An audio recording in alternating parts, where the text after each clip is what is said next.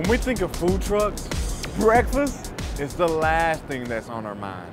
Everywhere except the steel cart.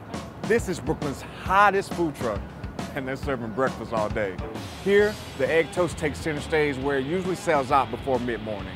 Jenny, your food is so amazing. What's your secret?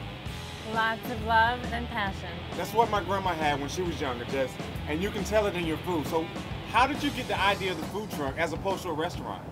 Well, as I was a private chef prior, and I loved the family, but I just wanted to have my own business. I'm not the only one who's a part of this. We also have Brian and Luke, who's all a part of the steel cart. And so all three of us, we kind of mustered up together. How did you come up with the menu? The menu was basically an idea that we kind of all had together, combining foods that we ourselves want to eat. The croque madame style, like what we call the egg toasty, is something you can't really eat a croque madame while you walk in New York City. So we kind of made it into a sandwich, and so that it's easier to carry and go. So one foodie to another, I'm glad you're not a private chef again. It's easy to see why the steel cart is a steal under the Manhattan Bridge.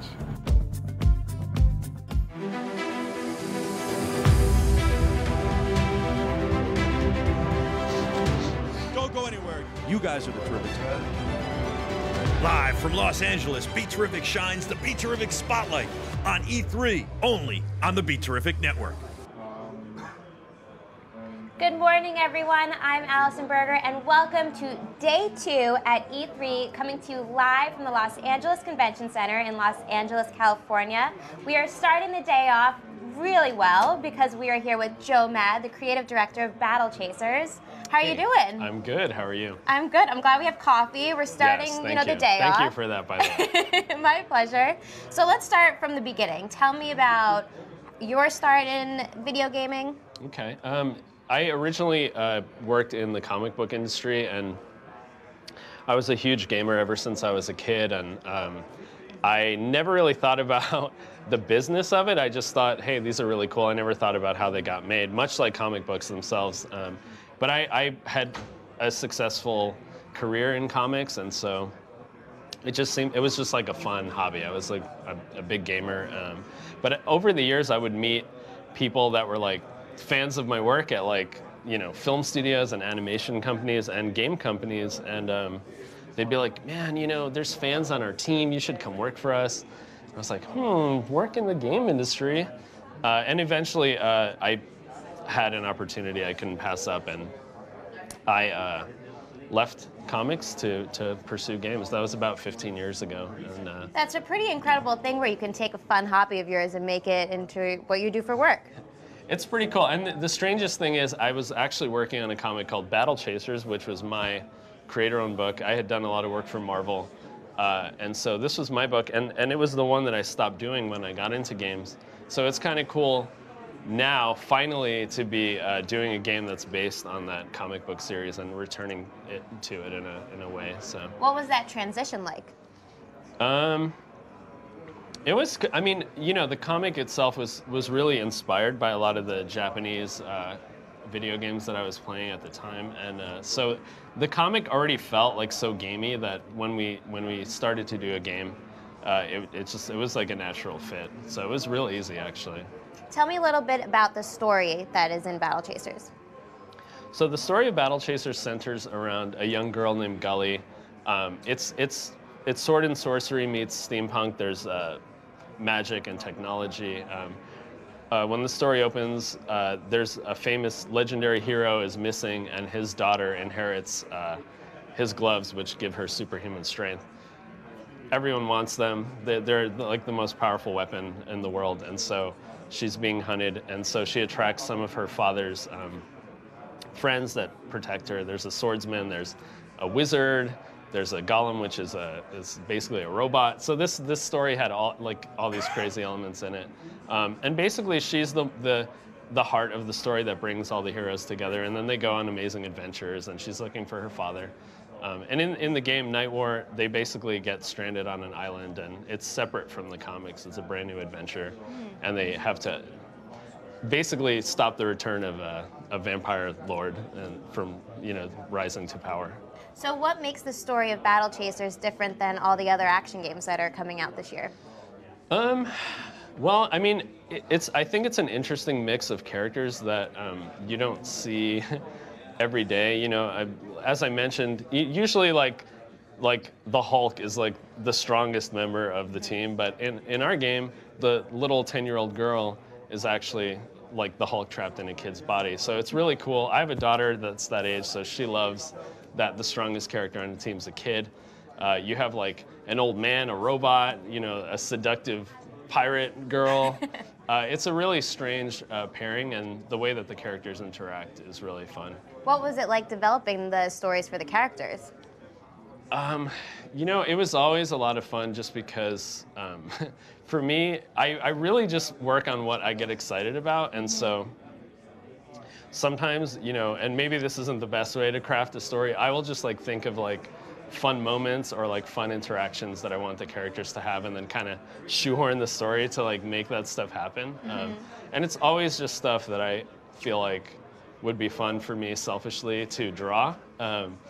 And you know, there's less of that in games than there is in comics, because you can pretty much, there's so much freedom to do what you want. But I think all of the same stuff still holds true for games. It's like, you just create stuff that you would have fun playing and working on for years sometimes, you know? Right. So you gotta like make content that you'd enjoy. Well, was it your daughter that helped inspire the idea of having the little girl being the most powerful one? No, it wasn't. I mean, it was a cool happenstance, but I didn't even have kids yet when I was doing this book. I just thought, I like to like play with people's expectations, and even, you know, this giant robot that you're gonna see in a minute is actually a sweet and gentle, like nature-loving. He is, yeah. He's basically her best friend, and even though his gun can his hand can turn into a machine gun, he's actually, you know, he protects nature, and he's got healing magic and stuff. So it's not at all like what you would expect them to be. Except Garrison, he has a big sword and he kills people with it. Well, so you're starting to play with the game. So tell me a little about what we're seeing right now. So right now I went into a dungeon. There are two parts to the game. There's the overworld map that you explore, and there are random elements that appear on the map depending on the time of day. There's day and night. Things move around, so if you were to rest at the inn, things will have moved, creatures will have moved off the roads. Okay. You might find treasure and various things like that. And then once you get into the dungeon, basically you're here to kill monsters and find treasure. And as you get stronger and stronger, you can tackle new dungeons and fight new creatures. So I'm gonna go in here. All right. There are story moments that play out between the characters, and they'll sometimes talk to each other. Well, that's nice. They should have some communication, Yeah. things going on. You can switch at any time between your three heroes. Okay. There will be 6 playable heroes. And whenever you go back to the inn, you kind of choose who your adventuring party is going to be. So these 3 are Calibretto, the robot I mentioned, Gully, and Garrison. And so even before combat, because they each have a role in combat, Garrison does damage, Gully is the protector, and Calibretto is the healer for now. But even outside of combat, Garrison has like this dash ability that lets him get through traps without taking damage. Gully can stun enemies so that you can avoid combat. Was part of your reason for having a little girl character because you wanted to make the game accessible to both genders? I mean, again, that was like a good coincidence, you know, but I definitely, because the comic book was a little darker, you know, even though she was young, there was some like stuff going on around her that was a little more, it was pretty violent. We did tone that down for the game, because I mean, I do like to work on stuff that has mass appeal, and you know, I would like it to be approachable and, you know, accessible to a younger audience. That's something that like is personal to me. Just coming from the comic industry, I feel like there's so many less like kids reading comics. I do a lot of comic shows still, and my line is like mostly people over 20 or 30. When I see a kid, it's like rare. So you see the demographic for this game going towards a younger audience as well as older. I would like for that to be the case. You know, there's plenty of games for mature players at this point. So I'd like, you know, my kid and her friends to be able to play. So So it's not as violent as a battle chaser may think it is. Yeah, yeah. It's not super violent. I mean, you're still, you know, cutting people with swords and there's guns, but it's not like there's no gore. I guess that's where we draw the line. You know, you'll see some blood spray here. Right. Nothing too bad. Blood's taken to a minimum. Yeah, no gore. It's not like Game of Thrones. It's more Lord of the Rings, not Game of Thrones. All right, I like that analogy. Okay, so are we in the dungeon? Yes. Okay, so what do we have going on? So here we got into combat with this little tank that's patrolling around. So there's a little turn order on the side that kind of shows when the hero's turn is versus when the creature will go, and you kind of plan your attacks around that. So you have some quick attacks that will happen right away, like Calibretto just punched that guy. It's a robot-looking guy. Yeah, it's a little tank. And then you have these abilities that take a little longer, and it'll show when that ability will fire off on the combat order. So you want to make sure when that happens that you're not putting yourself or the next character to go in any danger. So there's a lot of fun to be had there, just managing that stuff. Oh yeah, see that wasn't too bloody. Yeah, that wasn't bad, like just the right amount. So sometimes creatures will do moves like what he just did now. If there were other enemies there, he actually would have hit his friends as well. It's just like a sloppy attack. And creatures have a lot of, some of them start off the fight stealth. They might ambush you. Yeah, you won. Yeah, I got Good job. It. My 3 guys beat one You little must have tank. played this before. I feel so strong. Yeah. So this guy right here, he'll actually call creatures from across the dungeon. So you want to take him out quick. He just called that spider that was near him. And sometimes the heroes will like have little conversations with each other.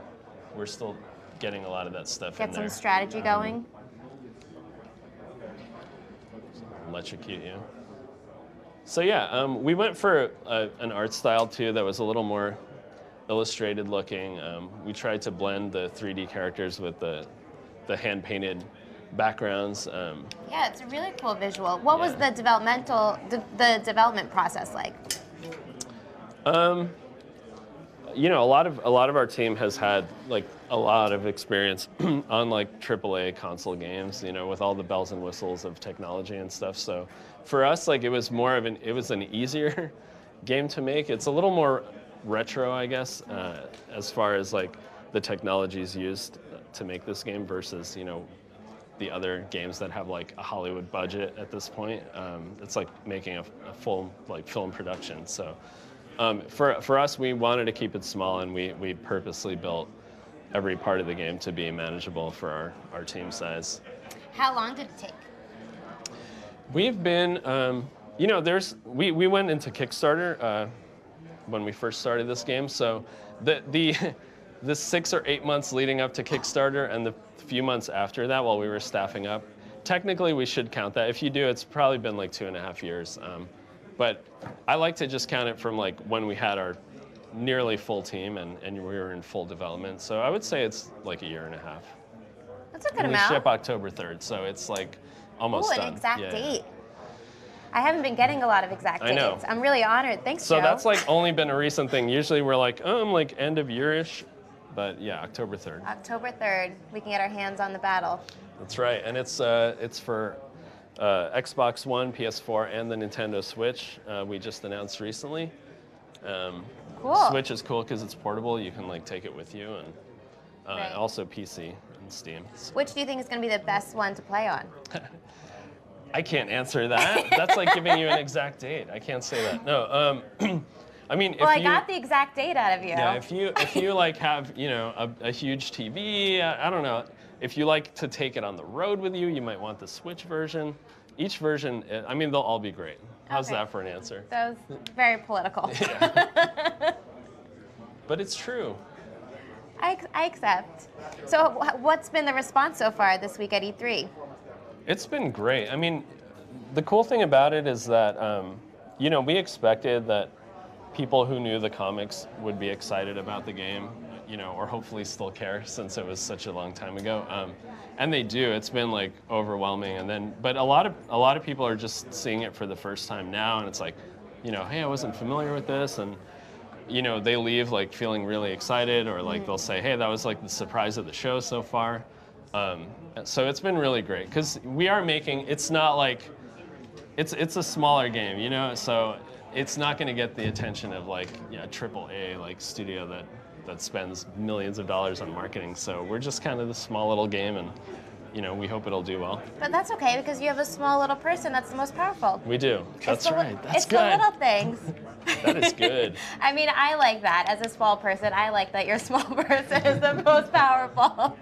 That's a really cool thing. You. We'll send you a key. You can check it out. Okay, we have that recorded now, so you can't forget. All right. I promise. Well, thanks so much, Joe. And as a Joe Mad, you didn't make me mad, especially now that I got October 3rd out of you.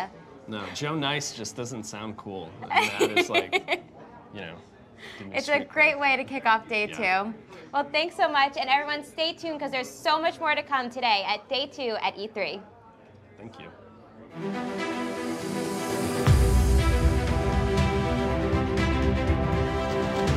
Don't go anywhere. You guys are the terrific team. Live from Los Angeles, BeTerrific shines the BeTerrific Spotlight on E3, only on the BeTerrific Network.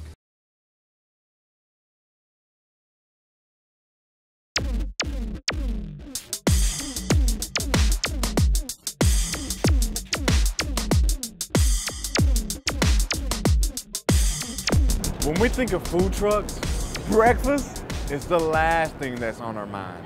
Everywhere except the steel cart. This is Brooklyn's hottest food truck, and they're serving breakfast all day. Here, the egg toast takes center stage where it usually sells out before mid-morning. Jenny, your food is so amazing. What's your secret? Lots of love and passion. That's what my grandma had when she was younger, and you can tell it in your food. So